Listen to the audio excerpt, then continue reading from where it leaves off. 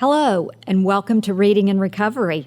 This is our 8th session. Robin, can you believe we have already done 8 programs? I can't believe it. We appreciate you following us. Today, our sponsor is Rocky Mountain Biological Laboratory, and we are going to hear from the Executive Director, Ian Billick, as he tells us a little bit what they do at Rumble. Yeah, thanks for having us here today. RMBL, or Rumble, is a biological field station located in central Colorado, just outside Crested Butte. Beautiful location, wildflowers, amazing views up in the mountains. We have scientists and students that come from all over the world.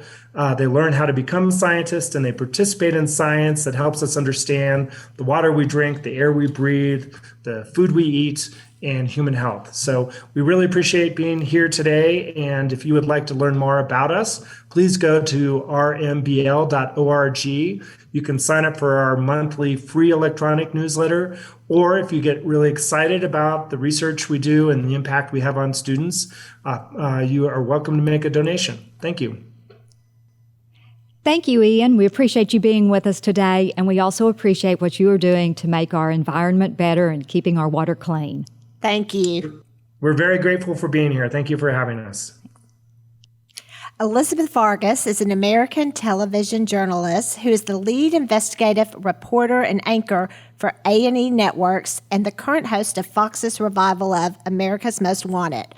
A former ABC 2020 anchor, Vargas speaks about her alcohol addiction and anxiety disorder in a shockingly honest and emotional memoir, Between Breaths, a memoir of panic and addiction. Welcome to the show, Elizabeth. Thank you. It's great to be with you. We have been so excited to interview you. We loved your book, and thank you for taking the time to do this. Oh, thank you. Thanks for reading the book and for inviting me. As a child of 6, your family was sent to Vietnam, where your dad was the captain in the U.S. Army. And to keep your family together, he bought a concrete house off the base of Okinawa. And during that time, you started having panic attacks almost daily when your mom left for work. And we were wondering how the anxiety and stress as a young child contributed to maybe the anxiety you have and your alcoholism that you are overcoming. It's one and the same. I was born an anxious child. And I think when my dad left to go to Vietnam that year, just really, pushed me over the edge, to the point where I was having daily really bad panic attacks whenever my mom, as you said, left for work, because she would have to leave before I left for first grade. And it was terrible.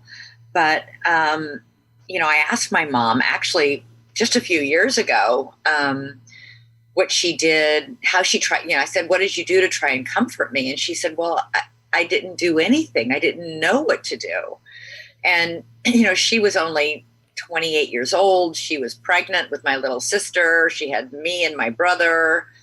And her husband was at war in Vietnam, and nobody was helping, At that point, they weren't even helping the Vietnam vets who were coming back from the war, suffering from PTSD and all sorts of things. And so nobody was certainly helping the children of those vets. Sure.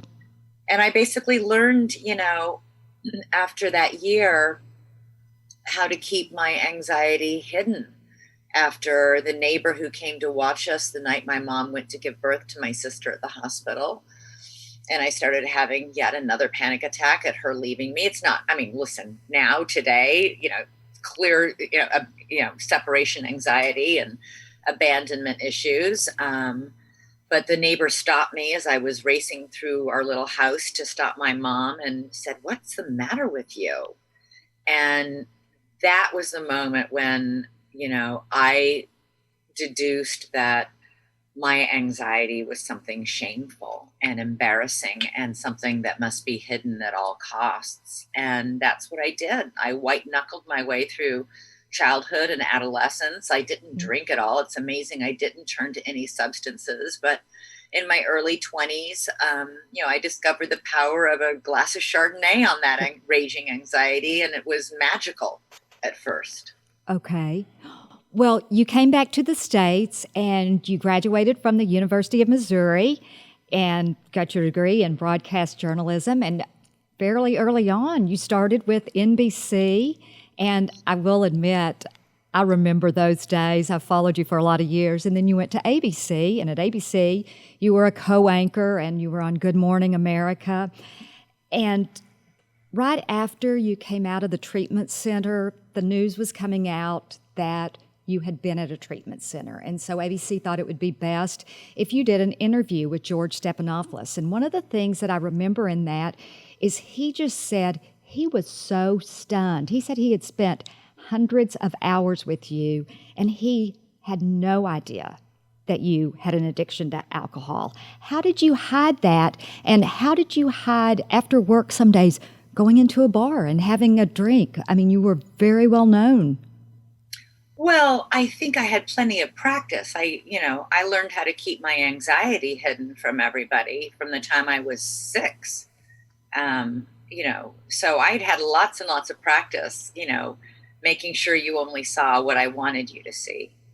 And, I was at ABC News for 23 years. And during that time, I, hosted 2020 for 15 years. I replaced Barbara Walters in that position. I hosted Good Morning America for many years. I anchored the evening news for many years. And I was very highly functioning. I was, not until the very end, and even only on some days at the very end, did I feel like, I wasn't able to do my job well. I was very highly functioning. There's this whole thing out there that people who suffer from addiction lack self discipline.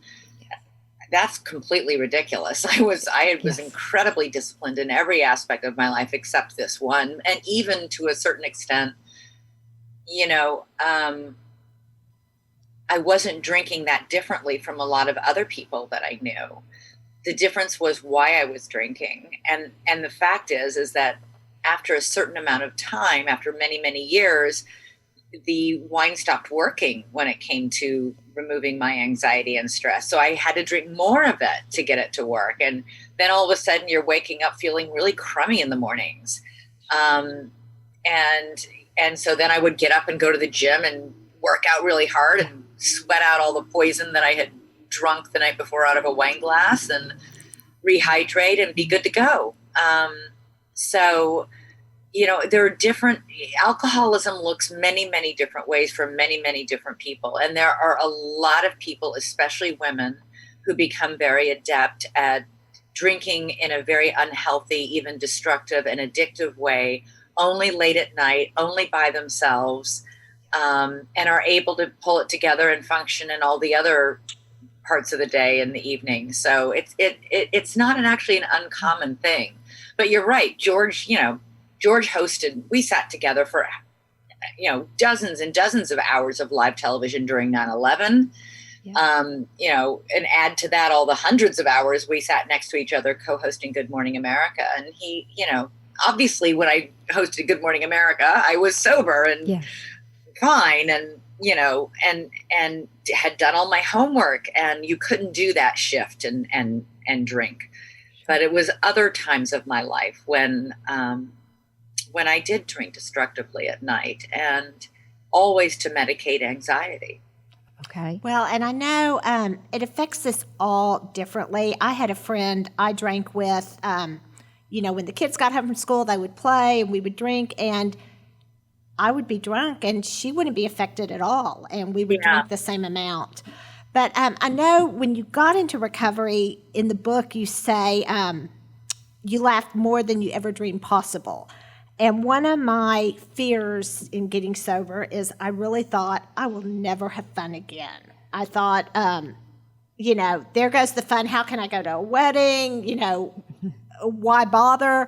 And Jan and I met right after I got in recovery 20 years ago, and we have never had a drink together, and there is no one I have laughed more with than this woman beside me. Oh, that's so great. I'm wondering if you could share some of the ways you find joy now that you're sober. Well, it's so funny you say that, because that is the thing we all think. Everybody I've met, once they quit drinking, they were like, well, there it goes. My life has now gone from technicolor to shades of gray. It's all sepia toned. And, how will I ever fill in the blank, go to a dinner party, go to a cocktail party, go to anything at all in my life without having a couple of glasses of wine? And the fact of the matter is you do. And it started, the first inkling of that was what you just alluded to. I went to 2 rehabs, and one of them was a really wonderful facility and a great experience. The other one, not so much. In fact, one of the places I think that should not be operating. But in both, with other people who were also there to get well, I laughed harder than I ever had ever. I mean, it was a deep belly laugh that is shared by people who have, I think, been through some of the same things that you've been through, and that with whom you can feel. I mean, that's the power of sitting in a room with other people in recovery and having them tell their stories, and realizing how many stories you share, how much you're not unique and not alone and not a horrible person. And by learning to show other people empathy and sympathy, you learn to hopefully exercise those same qualities, toward yourself. But I can go to many dinner parties. I go out to dinner to fancy restaurants where everybody's drinking, amazing, lovely wine, which was my beverage of choice.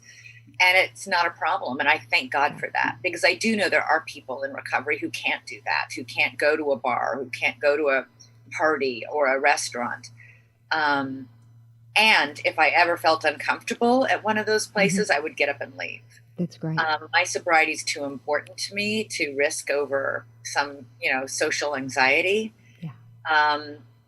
And I will say that, the other thing is that forever, you will never have another drink forever. I don't know if you guys were balking at that, but I was like, I could not wrap my head around, oh my God, I can never have it. What about when I'm 80 and I'm all alone with my TV tray in front of the television? Can't I have a glass of wine at the very end? And a woman who was very strict in her program said to me, you don't think about forever. You think about only today. And it's just about today. I'm not going to drink today. And by saying I'm not going to drink today, I've managed to string together many years now of sobriety. And I've got to be honest with you guys. I don't know how you feel about this. I could not imagine going through this pandemic if I had been drinking. No. It would have been a shit show. Yes. Pardon my French. Yeah. Yes. It just, I cannot fathom holding this. We were in the global epicenter in the darkest days in New York City. Yeah. And I had to hold this family together and get my kids through it in a healthy way. And I can't imagine if I had been drinking through that. I thank God that I have my sobriety, that I'm able to, can you imagine? We wake up every morning and we feel good. I know. And I'm like, and I don't know about you guys, but I normalized for years waking up in the morning and feeling horrible. Yes. And you look back on that and you're like, oh my God, I wasted so much of my life trying to, and by the way, not only trying to recover, to feel better and feel, okay enough to get through the next few hours, but hiding that. Yes. There was so much of my life I kept a secret. Long before I was trying to get sober, I was keeping secret, not my anxiety that I still suffered from and that I didn't realize the alcohol was actually fueling. And I kept secret the fact that I felt sick from drinking the night before, because somebody would then say to me, well, maybe you shouldn't. And I couldn't fathom taking away that crutch that I thought I needed to deal with my anxiety. Well, it's great to have a best friend too, that when you're going through things together, you can, when one of us is up, the other one manages to, help each other.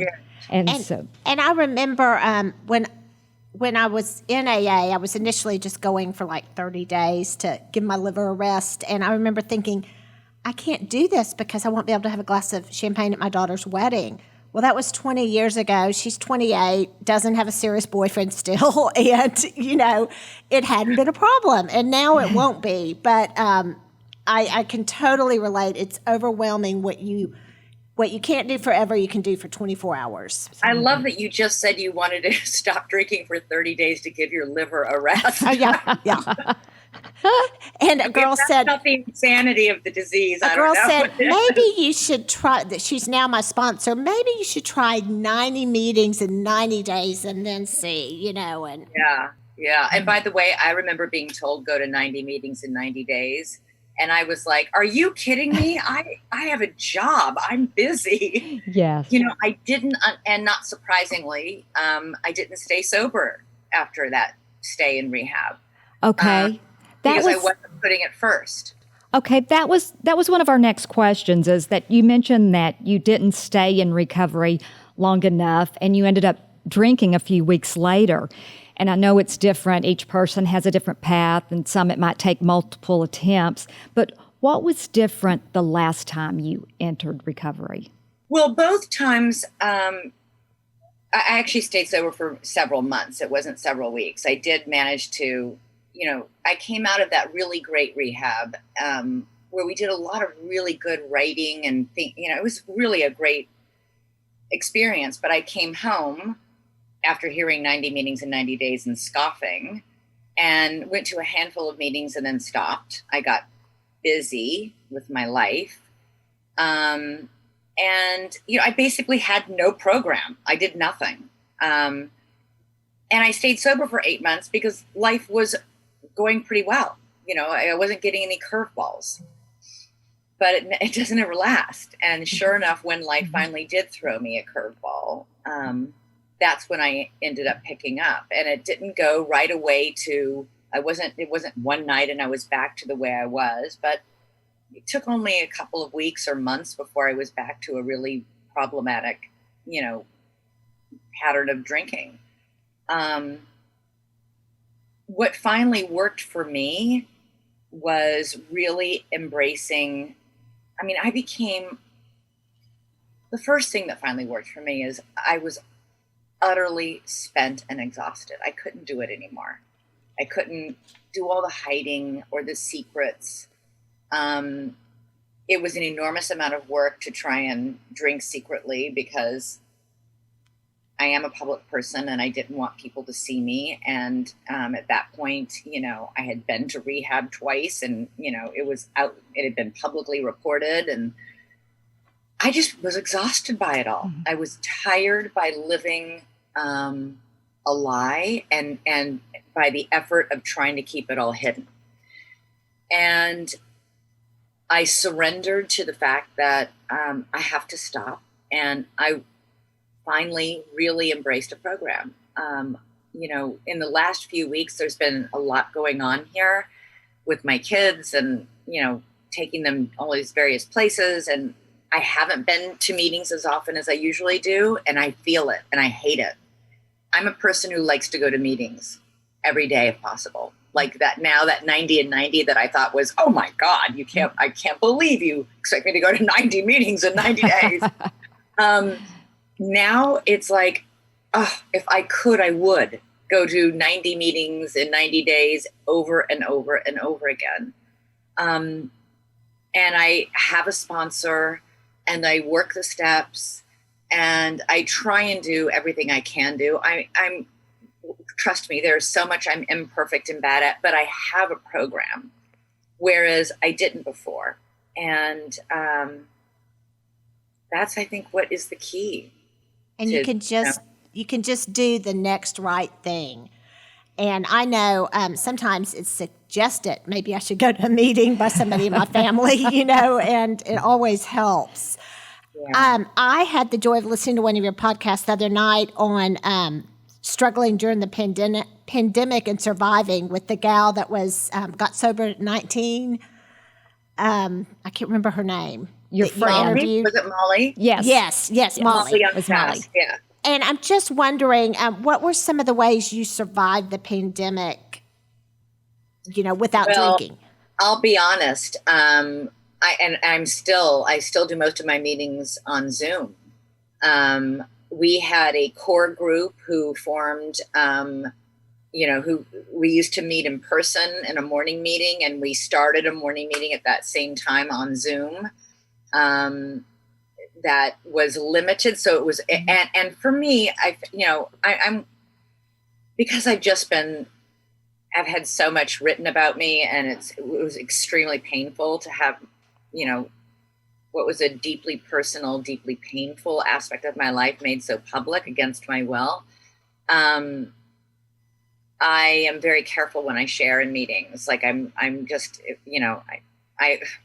I like smaller meetings where I know most everybody and trust everybody, and I'm careful. If I don't feel safe, I just listen. So we have a great group. We have meetings 7 days a week in the mornings where I feel very safe, and that we have carried each other through the last year and a half. I don't know what I would have done without them.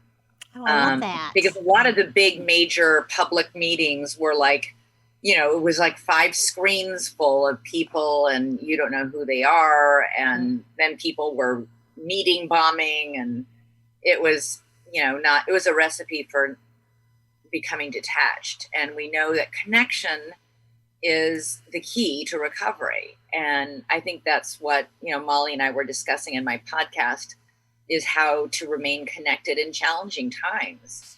Because it was really scary here, That's kind of why we started this. I had a lot of older friends in my recovery groups, and that was really the only way they got out of the house, is going to the meetings and things. Yeah. And when the pandemic hit, we thought, well, maybe we'll assign a book everybody can read and we can talk about it, just something to stay busy and stay connected. And then it kind of morphed into this. Great idea. That's a great idea. And because, by the way, there have been so many fabulous books written by people in recovery, and yes. And to have like a book club. Yes. Yeah. Well, that's what we are. Well, going back to your book, one of the things you said in your book is, I would die for my children. I love them more than anything in the world, yet I could not stop drinking for them. So what was your moment of clarity? I read that book, Moments of Clarity, and my moment of clarity, if I really even had one, wasn't a big dramatic thing. It wasn't after the worst night of drinking or the biggest blowout disaster from drinking.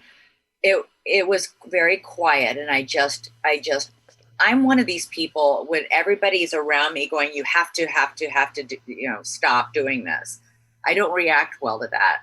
I dug in my heels. I didn't want to be told what to do.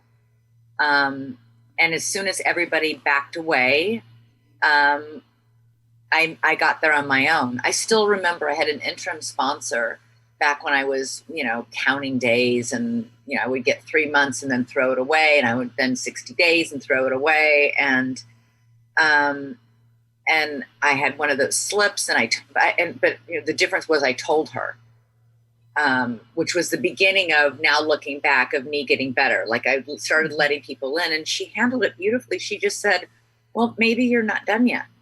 There wasn't any judgment. There wasn't any, oh my God, you have to, blah, blah. It was just, maybe you're not done yet. And I think that's what opened the door for me to walk through and think, I want to be done. I want to be done. I want to see how my life could be without this, the life I'm now living. And it's, unbelievable to have that enormous, it was an albatross. It was a huge weight on me. And to be able to live honestly without secrets and lies is a real gift. Yeah. When you're sick and tired of being sick and tired. Yes, exactly. Well, there are so many people that have drinking problems, and it's sad. Alcoholism still has such a stigma to this day. And I think people have these preconceived notions that, they just, they need to just be stronger, get over it. And so people they're really viewed harshly and unfairly. how do we get past this stigma so that people realize it's not a sign of weakness, it's a disease? That's why I wrote my book. That's why I'm on the board of directors for Partnership to End Addiction. That's why I host my podcast, Heart of the Matter. Because we have got to do something to chip away at the stigma. We know statistically from the partnership, which does an enormous amount of research. I mean, the government will come to us for research and data. We know that only slightly over 10% of people who need help in this country get it, which means nearly 90% of people who need help do not get it. And it's tragic because a vast majority of them don't do it because of the stigma. Polls show that nearly 30 or 40% of Americans believe that addiction is a moral failing. By the way, it breaks down along political lines. More Republicans think it's a moral failing than Democrats. Surprise. Interesting. Surprise. Yeah. Well, yeah. One of the things, they always say in the program, don't quit before the miracle. And I've had such a great time watching you on America's Most Wanted and listening to Hearts of the Matter. And I'm just wondering, what are some of the other miracles in your life as a result of you being sober? Oh my gosh, I don't know that there are quote miracles like when you talk about big things. We call them in the program many MANY MINI miracles. Yeah, I mean, I think the fact that I listen. I mean, life doesn't magically suddenly get fantastic and fabulous when you get sober. There's still life. And there are a lot of hard things. And I think that that's why the pandemic has been so tough for so many people and why so many are suffering from mental health issues. Good on Simone Biles for talking so openly about her mental health issues, because you talk about chipping away at the stigma, it's all interrelated. 60% of women who are alcoholics also suffer from anxiety. It's interrelated. I was self-medicating my anxiety with alcoholism. You take the alcohol away, you still have your anxiety to deal with. So, I mean, there's still all sorts of challenges and tragedies and triumphs. But it's all there. Life is still there to live, but you're living I guess that's the mini miracle every day, is to live each day, whether it's a good day or a really challenging day. Unfiltered, taking the hits as they come, dusting yourself off and getting back up, and being your best self, because I certainly wasn't my best self when I was drinking. It just, you aren't. And I don't know about you guys, but I love waking up in the morning and not feeling all the dread and the remorse and the anguish and these incredible, my inner voice is, very harsh, and I still have to work on that. But I think, for me, it's a miracle every day that I don't drink. And I have to remind myself not to take it for granted. I mean, The first thing on my gratitude list in my head every night is thank you, God, for my sobriety today, because it's just a daily thing. And you can wake up and be the person God created you to be. I love that. Yeah, exactly.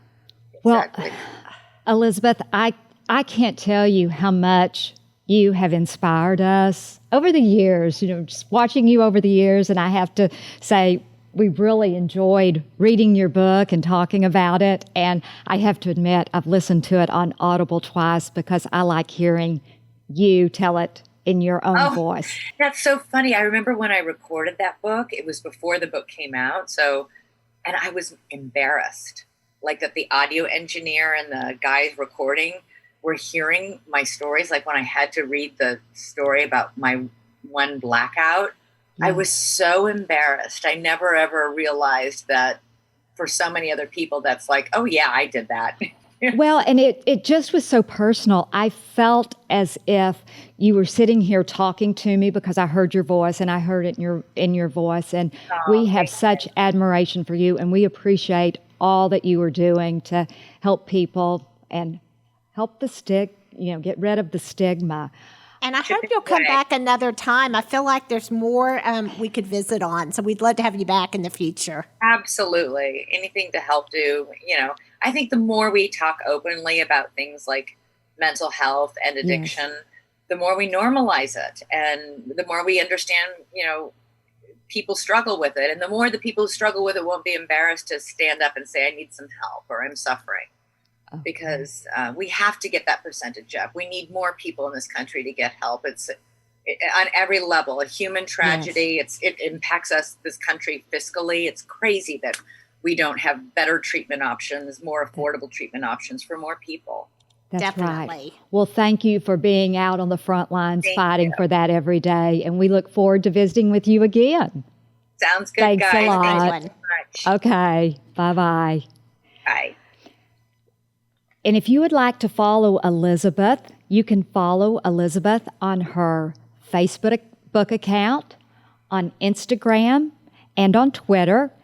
And be sure and listen to her podcast, Heart of the Matter. Elizabeth's book, it was just an amazing book. I'm so glad that we had a chance to visit with her. And it's such an easy read, too. It really is. So before we leave today, we have a couple of things that we would like to remind you about. The 37th Annual Care Breakfast is on September 20th, and it's featuring Suzanne Hemke, a family story of addiction, loss, and finding light. And then we hope you can join us at the Power of Prevention, featuring Chris Herron, a former NBA player and subject of the Emmy-nominated ESPN documentary Unguarded. That event will be on Tuesday, September 28th, and that is sponsored by Recovery Resource Council. And you can see our previous interviews with Suzanne and Chris by going to readingandrecovery.org. And we'd also like to thank, besides Elizabeth Vargas, who we were thrilled to have today, we want to thank our sponsor, Rocky Mountain Biological Laboratory, for this segment. And we want to thank Ben Taylor at On Air Media and Taylor Stensrun at TLS Digital for making this presentation happen. Thank you, and we'll see you next month.